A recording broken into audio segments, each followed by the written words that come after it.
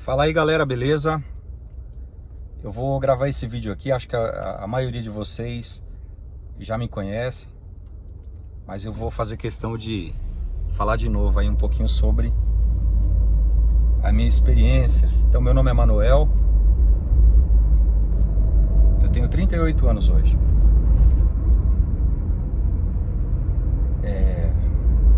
Mais ou menos 14 anos de idade, eu comecei a estudar com uma seita que elas afirmaram ensinar a Bíblia, né? E como jovem, eu era um jovem que passava por muita dificuldade, né? Tinha muita dificuldade. Em casa, por exemplo, o meu pai, ele era um alcoólatra, bebia muito, levava uma vida totalmente desregrada. E minha mãe, uma mulher caseira, a vida toda muito caseira. Naquele tempo ela não trabalhava, dependia 100% do meu pai. E meu pai não... Era bem, enfim, tinha um vício dele muito forte, né? Vício, bebida alcoólica, só quem passa pra saber, né? E meu pai tinha esse vício. E foi em meio a essa situação, as dificuldades, né, emocionais e financeiras, né, que eu comecei a estudar com essa seita, que afirmou então ensinar o que a Bíblia ensina. Eu estudei um livro conhecido como Conhecimento que Conduz à Vida Eterna. E junto com esse livro que eu estudei também uma brochura. E essa brochura tinha uma pergunta que era: o que Deus requer de nós? Eu estudava simultaneamente esses dois compêndios aí, né? Um livro em um, de capa bordô, vinho, e essa brochura com essa pergunta: o que Deus requer de nós? Comecei a estudar no ano de 1999. Naquele ano de 1999 foi muito interessante, porque eu gostei do que eu aprendia, principalmente pelas gravuras que ilustravam ali muita fartura, um ambiente de muita paz, de muita tranquilidade. E aquelas gravuras todas, elas me tranquilizavam, né? E aquilo tudo me deixava muito feliz, assim, de saber que um dia todo o sofrimento que eu passava, ele ia acabar. A algum momento, esse sofrimento que eu passei, né? Passava lá na casa dos meus pais, ia acabar. Então comecei a esperar que viesse o que eles naquele tempo chamavam de nova ordem, que viesse uma nova ordem. Atualmente eles falam novo mundo, nessa seita ela fala novo mundo, mas naquele tempo se chamava nova ordem. Exatamente como a maçonaria também chama, né? Nova ordem. Essa seita que eu estou falando, eles se intitularizam como testemunhas de Jeová. É assim que eles tem esse título, né? Eles titularizam dessa maneira, que eles são testemunhas de Jeová.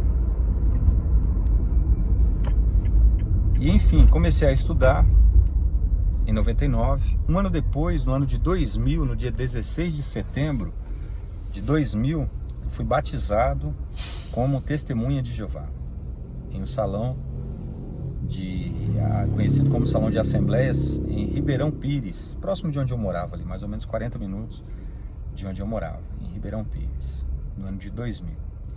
Em 2001, a minha família, nós nos mudamos para a capital, que é onde eu estou até hoje, na capital paulista. Nos mudamos então para São Paulo. Saímos do interior e fomos para a capital. E quando chegou na capital, eu já como um homem, né, assim, varão e batizado, eu fui muito usado. Muito usado. E aquilo para mim era uma verdade, era uma maravilha, porque eu gostava muito. Aquela crença de criança, ela sempre estava acesa dentro de mim, de um ambiente de paz, um paraíso. E eu fui dando toda a minha juventude para essa seita. Dei toda a minha energia. Tive cargos, né, lá dentro. Não vou ficar... Cargos não significa muita coisa, mas cheguei a ter alguns cargos lá dentro, né, de responsabilidade, que eles chamam. E ajudava em tudo que eu pude. No ano de 2006, eu conheci uma pessoa dentro dessa seita, E 2 anos depois eu me casei, que é a minha esposa até hoje. Me casei muito bem, graças a Deus, não aceita. E eu me casei, sou casado há 15 anos com a minha esposa. E como ela também ela passou talvez por alguns problemas bem parecidos com os meus, talvez não financeiro, mas ela passou por problemas emocionais, inclusive por causa da própria seita, né? Depois a gente acaba descobrindo tudo isso, da carga emocional que existe lá dentro. Mas naquele tempo, naquele ano, quando eu e ela casou, a gente tinha alguns planos, e esses planos envolviam nós darmos todo o tempo, a nossa juventude, recursos que a gente tinha para essa seita. A minha esposa começou a trabalhar em uma companhia aérea, e eu também, fazendo transporte para essa companhia aérea, né? E então a gente tinha uma vida relativamente confortável, porque a gente podia viajar para qualquer lugar do Brasil praticamente gratuitamente, de graça. A gente viajava para vários locais maravilhosos, mas sempre com aquela preocupação de voltar logo para fazer o nosso trabalho para a seita, né? Que eles chamam de trabalho de campo. Então você não pode, por exemplo, assim como numa empresa, você não pode deixar de trabalhar gratuitamente para a seita, né? No seu trabalho normal, no seu trabalho secular aí, você recebe um salário. Na seita, não. Na seita você tem que trabalhar para que tenha a sua esperança garantida. É você que produz a sua esperança. Não é necessariamente o sacrifício de Jesus Cristo. É o seu trabalho. É o seu trabalho. É você que produz sua salvação. Não é o sacrifício de Jesus Cristo. Eles pregam assim. Se você não trabalhar para a seita, você não vai ter sua salvação. Aquilo que Jesus falou de quem tiver perseverado até o fim, ou seja, perseverar em demonstrar amor, em ser um cristão, não será salvo. Para a seita não. Você tem que perseverar em trabalhar para eles. Entendeu? É assim que a seita ensinava. Mas para mim naquele tempo não fazia diferença, porque eu gostava de trabalhar gratuitamente e não via problema nenhum quanto a isso aí não. Eu e minha esposa, num dado momento de nossa vida, nós conseguimos reunir alguns recursos e nos mudamos para um local uma serrania no nordeste do país. Nos mudamos porque eles chamavam, era onde havia maior necessidade. E eu e minha esposa fomos para lá, onde tinha essa maior necessidade, né? E ali, devido aos recursos limitados, né, do local, o que a gente tinha, os nossos recursos, eles vão se esvaindo, né? Eles vão se acabando. E foi acabando mesmo. Então que a gente foi juntando, então deu pra gente ficar mais ou menos em torno de 2 anos sem trabalhar, né, secularmente, vivendo só do que a gente tinha juntado. E enfim, a gente acabava tendo naquele tempo talvez condições, né? Então tinha que ajudar a congregação em tudo. Era uma congregação pequenininha, era uma congregação que os irmãos necessitavam muito, então a gente tem que ajudar. Até aí nada de mal, porque é uma coisa boa você ajudar quem precisa, né? Uma coisa maravilhosa. A pessoa está precisando às vezes de um remédio, às vezes de né? Infelizmente alimentação, e você poder ir lá, dar para ele 1 mês, 2, 3, isso é muito bom. Isso não tem problema nenhum. Quanto a isso aí não. E a seita, de certo modo, ela ensina a fazer isso. Ela não lhe ensina as coisas talvez mais importantes, que seria você fazer isso primeiro, ajudar o irmão primeiro. E essa seita que a gente estava dizia que a primeira coisa que você tinha que fazer era ajudar a seita, ou seja, dar doação direto para eles, né? Para quem já é rico, milionário, né? Porque essa é uma seita americana. Então você pode ajudar o irmão conforme você puder, tudo mais, desde que você não deixe de trabalhar para eles muito. Porque não vai servir nada você amar o irmão, ajudar o irmão, se não trabalhar para eles. Então a primeira coisa que é ensinada é trabalhar para eles. E não é ajudar qualquer irmão também não. Na seita é assim, você ajuda aqueles que também trabalham para eles gratuitamente. E pelo menos 10 horas durante o mês tem que trabalhar gratuitamente para eles. Aí essas pessoas são dignas de alguma ajuda dos outros membros. É assim que é ensinado. Só que nas entrelinhas, né? Aqui eu estou sendo bem rasgado com vocês, Mas a seita, ela não ensina isso. Ela ensina que você não pode ajudar assim não. Que você tem que ajudar primeiro eles, primeiro os reis, para que depois possa ajudar os irmãos. Assim eu aprendi, pessoal, e assim eu fazia. Acabou os nossos recursos, meu, da minha esposa, e tivemos que voltar para a capital. Tivemos que voltar depois de ter se esvaído os nossos recursos. E voltamos. Quando chegou na capital, eu cheguei sem dinheiro, tive que construir uma casinha para mim, graças à ajuda da minha mãe, né, do meu pai. Inclusive meu pai, que não é cristão, mas foi quem me abraçou mesmo, né? Apesar de todos os defeitos, sempre foi, não deixou de ser meu pai.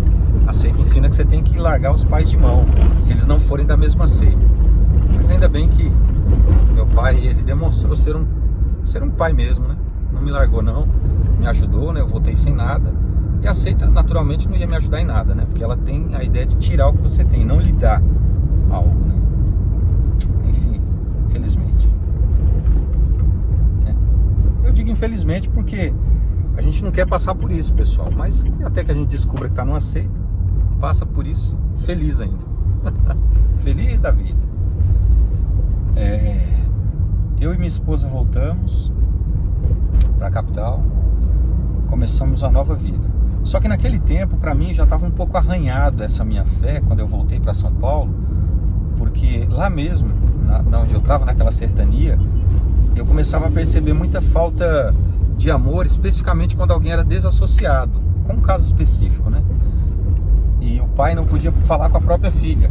A seita ensinava que isso seria um problema. E ele era tratado mal. Dentro da congregação, ele não era tratado muito bem, assim, não tinha cargos nem privilégios, porque ele falava com a filha, que a filha, ela namorou e casou. E ela casou com alguém que não era da seita. Então foi algo muito difícil para mim encarar aquela falta de amor. Não muito tempo depois, tivemos um evento grande que na seita chama-se de congresso. Eles chamam de congresso. E nesse congresso que nós tivemos, houve uma cena ali que foi lamentável, lastimável, na verdade. Que foi uma filha que saiu da seita, falou, não quero mais, saiu.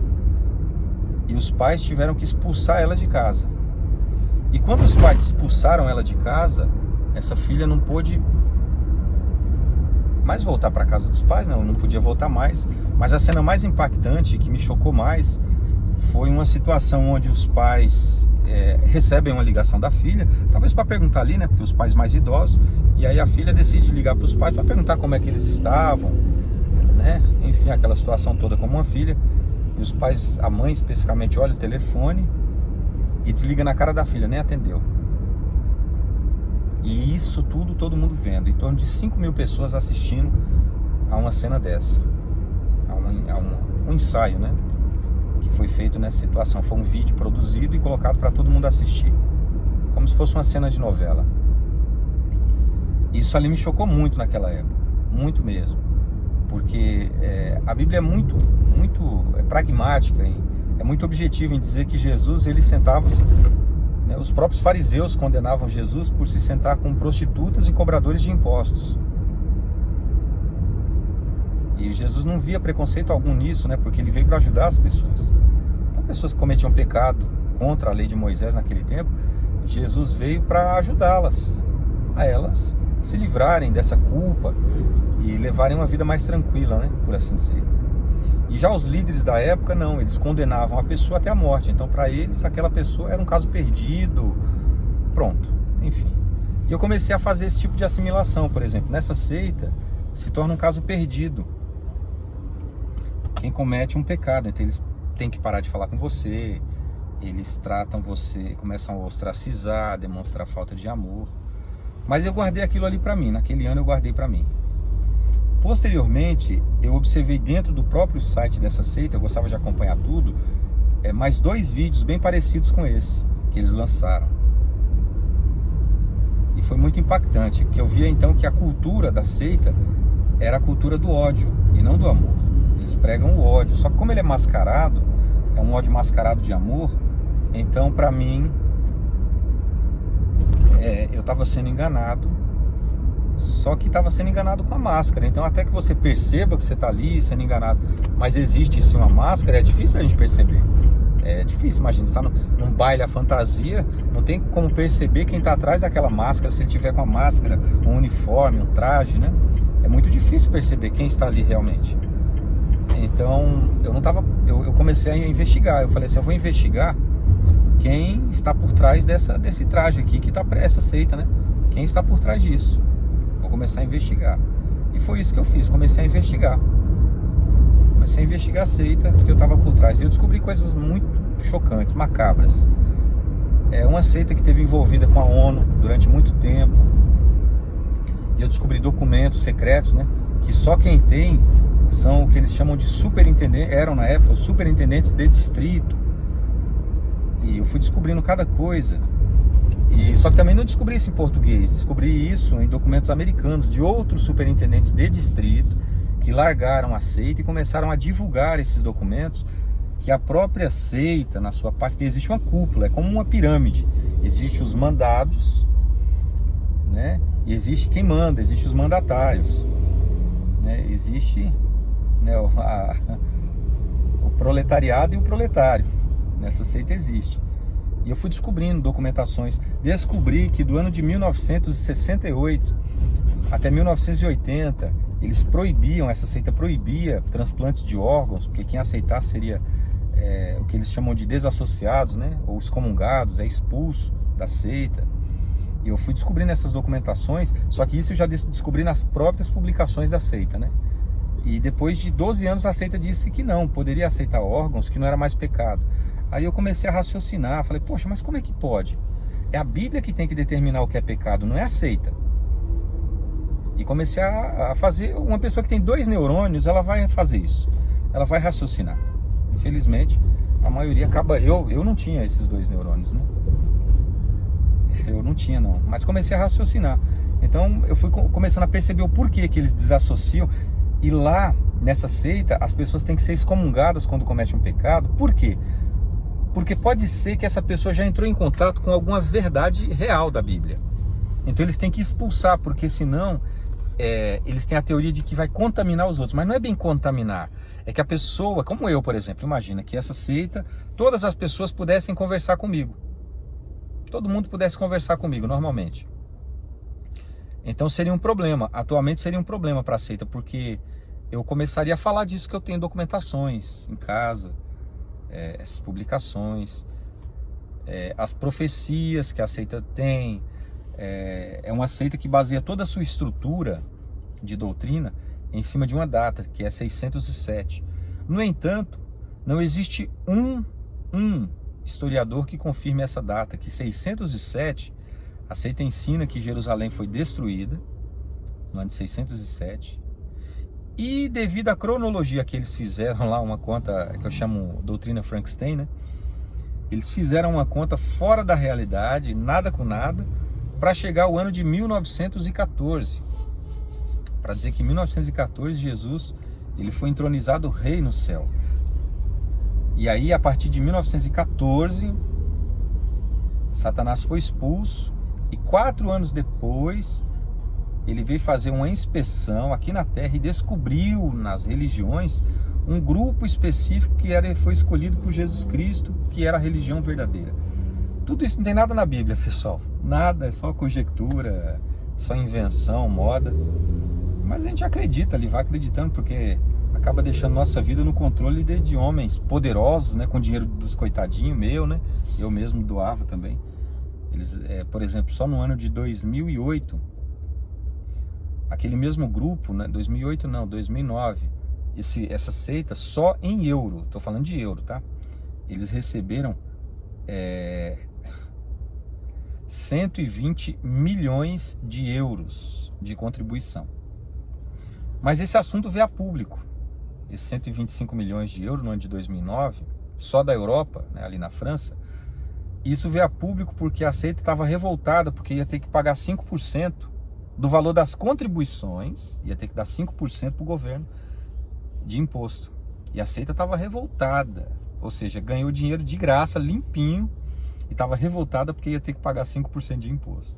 E aí ela divulgou isso em uma publicação. E na época eu li, a gente nunca dá muito valor a isso, a esse tipo de situação, e vê que é uma empresa, né? Empresa da fé, assim como muitas outras religiões hoje são apenas uma empresa da fé. Mas anualmente essa seita fatura bilhões e bilhões, bilhões mesmo, valores assim, astronômicos. Só que enfim, aí eu voltei na doutrina, comecei a pesquisar, descobri que aquele ano de 607 nada mais era do que uma invenção, e uma invenção tão grotesca que eles atualmente ensinam que no ano de 1914 Jesus foi rei no céu. Não tem como provar, então vamos falar. Só que inicialmente a ideia do ano de 1914, ela foi trazida pelo fundador dessa seita, chamada Charles Taze Russell, e na ideia dele não era que Jesus ele foi entronizado rei no céu, porque Charles Taze Russell ele praticou uma adivinhação, né? Algo que a Bíblia até condena, inclusive, chamada piramidologia, que seria algo parecido com astrologia. Ele media pirâmides no Egito para chegar a algumas conclusões de datas. E ele chegou a essa data, de 1914, que não aconteceu nada. Em até um mês específico, né? Ele chegou a dizer até o mês. O mês que não Jesus seria entronizado rei, mas o mês que aquele fundador chamado Charles Taze Russell, eles diziam que eles iriam para o céu. E com base nessa piramidologia, né, espiritismo, ele acabou pregando isso. Charles Taze Russell pregou que eles iriam para o céu. Inclusive foram até para um monte alto, lá nos Estados Unidos, esperar que eles fossem arrebatados, né? E não foi, não aconteceu nada disso na época. Então, aí eles alteraram, como não aconteceu nada. Charles Taze Russell morreu em 1916. E o sucessor dele, que era um ignorante, uma pessoa extremamente bruta, eles chamam ele não era um juiz, né? Era até um advogado, mas pela sua arrogância, ele gostava de ser tratado como um juiz, chamado Juiz Rutherford. Juiz Rutherford, alguém tá me ligando aqui. Ele gostava de ser tratado como Juiz Rutherford. E o Juiz Rutherford mudou aí essa crença, né? Desse grupo religioso, já que em 1914 não aconteceu nada. Rutherford disse, olha, não aconteceu algo visível, que nem o nosso fundador pregou. Mas é igual uma empresa, quando fale, tem que criar um novo CNPJ para que continue o dono a faturar. Então ele criou um novo CNPJ, mudou o nome de Estudantes da Bíblia, que era o nome que eles tinham, mudou para Testemunhas de Jeová e também mudou as políticas, porque agora tiveram novas políticas, né, na empresa. E também mudou-se doutrinas que não tinham acontecido, né? Seriam profecias falsas, né? Porque é uma seita de falsos profetas, na verdade. Mais de 15 profecias falsas, né? Eles já profetizaram. E aí, rapaz, quando eu descobri isso, que esse juiz, que gostava de ser chamado Juiz Rutherford, construiu inclusive uma mansão para Abraão, Isaac e Jacó, chamada Bet Sarim. E essa seita escondeu isso. Ela esconde até hoje, ninguém sabe disso. Só se você for procurar, descobrir com aqueles, né, antigos chamados superintendentes de distrito que saíram, superintendentes de circuito que saíram por causa disso, né? Aí você descobre as documentações que eles tinham. Então, e a seita se deu mal, porque ela tentou esconder isso e pedir, abafar esse assunto entre os superintendentes de distrito, mas alguns acordaram, né? Alguns falaram, opa, eu não vou participar disso não, isso aqui eu tô num culto religioso, numa seita religiosa, estou fora disso. E saíram fora. Então foi um tiro no pé, ao pedir para esses superintendentes de distrito abafar esses assuntos, né? Não falar isso para ninguém, não comentar. E alguns talvez nem sabiam sobre esses assuntos, e quando descobriram, preferiram, dar no pé. E eles chamam então de apóstatas essas pessoas. E é engraçado que esses apóstatas, eles, assim como eu, por exemplo, eu sou considerado pela seita como um apóstata, né? Para mim hoje é um orgulho, uma alegria, porque eu me afastei da seita e me aproximei muito mais de Jesus Cristo. Então para mim é uma alegria muito grande ter essa interação com Jesus Cristo e não com a seita de controle mental. Eu volto um pouco no passado aqui e começo a pensar quanto tempo eu perdi lá dentro. Mas enfim, pessoal, fui descobrindo muita coisa. A alteração, então, o Rutherford falou, olha, então em 1914, Russell realmente, ninguém foi arrebatado. No entanto, vamos dizer que ninguém foi para o céu, mas em 1914 Jesus foi rei no céu. Pronto. E aí não precisa de prova, não tem como provar e também ninguém vai pedir prova. Por quê? Porque naquele ano houve uma guerra, que foi a Segunda Guerra Mundial. A Primeira Guerra Mundial ocorreu. Lógico, guerras ocorriam sempre. Talvez a guerra que mais ceifou vidas foi as guerras napoleônicas, né? As guerras. Mas eles criaram ali, né? Imagina, hoje fala assim, olha, tá tendo uma profecia aqui, eu tô falando com vocês agora no ano de 2022, uma profecia terrível. Por quê? Porque tá tendo empurrões de nações, porque a Rússia invadiu a Ucrânia e a Europa tá assumindo ares de favor a favor da Ucrânia, e a potência dos Estados Unidos junto com a Inglaterra também, já algumas potências orientais como China tá se afiliando aí à Rússia. Então tá acontecendo alguma profecia aí. Vamos voltar na Bíblia aqui para ver alguma coisa que se pareça com isso. E essa seita é muito boa nisso, eles estudam situações e tal, para ficar colocando aquele medo na cabeça da turma ali. E eu era um desses aí. O vídeo está um pouco longo, pessoal, já faz 27 minutos praticamente que eu estou conversando com vocês aqui. Estou no carro, estou indo trabalhar. Então eu fui descobrindo muita coisa dessa seita religiosa. Muita coisa que me impactou muito, impactou mesmo. Eu vou resumir um pouco aqui a minha história. Eu decidi sair dessa seita quando eu descobri esse monte de profetada que ela dava, e invenção sobre invenção, e não pregando o verdadeiro evangelho, que o verdadeiro evangelho é aquele de Cristo, que o próprio Deus é um Deus perdoador, justo, benigno, e que se preocupa muito mais com o tipo de pessoa que nós somos do que obedecer homens, né? Não obedecer homens, que a satisfação que a gente tem que dar é para o próprio Jesus Cristo, para o próprio Deus, e não para homens, né? De que todos nós somos irmãos. É uma seita que ela prega que só são irmãos quem for daquela seita. E hoje em dia eu consigo viver mais livre com isso. Eu consigo viver mais livre. Eu fiquei nessa seita, pessoal, por mais de 23 anos. Eu comecei em 99, nós estamos em 2022. Eu dei meus recursos, eu dei minha vida, dei minha saúde, eu dei tudo para esse grupo religioso. E descobri muita coisa, que eles, coitados, lá dentro eles não podem saber de nada, porque a seita, ela diz assim: qualquer coisa que você souber é apostasia. Não veja apostasia. Porque no ponto de vista bíblico, real da Bíblia, apostasia é deixar de crer em Jesus Cristo. É deixar de acreditar no Espírito Santo, que inclusive isso é uma blasfêmia. É deixar de acreditar em Deus.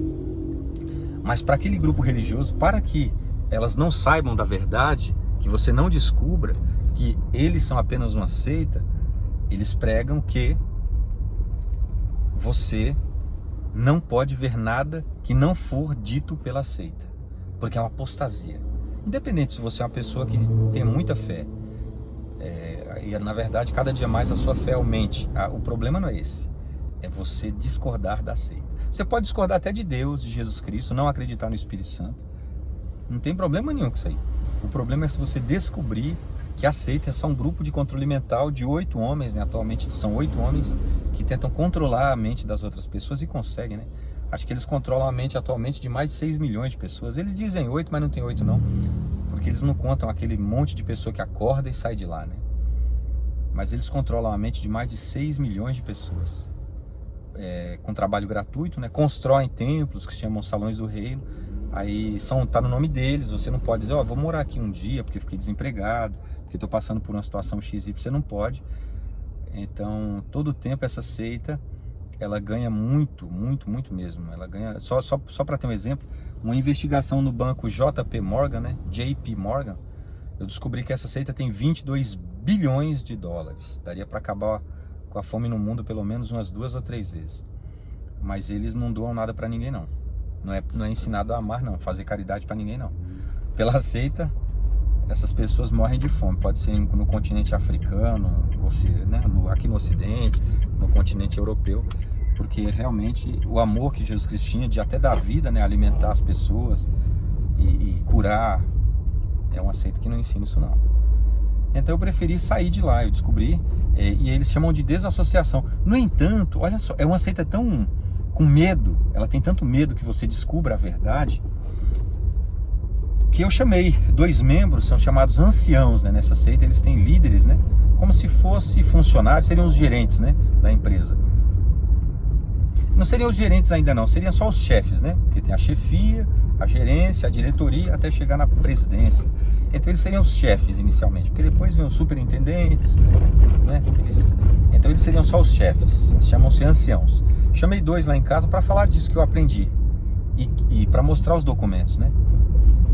Mostrei, inquestionáveis, né? Porque são cartas que eles chamam do corpo governante. Então eles não tem como questionar, eles viram a carta, né? As cartas que eu tinha lá, do próprio, que eles chamam do corpo governante, não tinha como questionar. E eram 2 anciãos que estavam lá em casa. Lá na seita existe uma regra de que 3 anciãos que podem expulsar o outro, né? Excomungar, desassociar. Só que ela, com medo de todas as provas que eu já tinha, né, acumulado para mim, só que eu nunca tinha falado para ninguém, só eu e minha esposa sabia disso. Eu e ela tinha todas essas provas, né, temos, e isso dá uns 3, 4 quilos de prova. Eu tô comentando com vocês aqui, mas foi investigação de mais de ano, nunca comentei isso com ninguém. A seita me expulsou sem ter a famosa que eles chamam de comissão, não precisou de comissão, eu fui expulso da seita sem comissão. Eles me expulsaram por causa das provas que eu tinha. Então foram 2 lá em casa, e eles, com medo de, nesse meio tempo, montar a famosa comissão, que às vezes poderia demorar até uma semana, eles não. Eles foram e me expulsaram. É algo assim que para eles, até eles, no âmbito deles, é algo absurdo, porque eu nem soube que eu fui expulso, né? Mais ou menos 4 ou 5 dias depois, que um dos chefes, né, um chamado ancião, mandou uma mensagem para minha esposa, que foi dado o anúncio, porque eles também dão um anúncio lá em cima que você foi expulso, para as pessoas te tratarem agora, nem poder comentar, falar com você. Eu fui expulso da seita, sem ter essa famosa comissão. Então eles estavam com tanto medo de eu mostrar aquilo para alguém, aquele monte de prova, que me expulsaram sem comissão alguma. Só me expulsaram, né? E é lógico, eu dei bastante risada, né? Eu ri bastante e tal, porque eu sabia, depois que eu descobri que era só uma seita, que era só uma empresa. Eles não têm salvação de nada, é só um culto religioso. E eu ri bastante, mas eu e minha esposa, a gente caiu na gargalhada, porque quando a gente descobre esse tipo de coisa, é um motivo de riso, né? De muita risada, depois que descobre que é uma seita. Mas no momento, quando a gente tá lá dentro, a gente considera aquilo como verdade, assim mesmo. Então eu fiquei feliz quando eu saí de lá, e foi muito bom, na minha vida foi muito bom tudo que eu passei lá, porque hoje em dia eu não posso mais ser enganado por seita alguma. Então, para mim é uma alegria ter saído de lá, não sou mais enganado por ninguém, né? Seita nenhuma. Então eu descubro que o que mais importa na nossa vida é a gente ser cristão, um seguidor de Cristo, e não de seita. Beleza, pessoal? Cheguei aqui na minha cliente, vou tomar um café com ele, bater um papo, e mais adiante a gente conversa mais. Um abraço para vocês, e a paz do Senhor Jesus Cristo esteja no coração de cada um de vocês.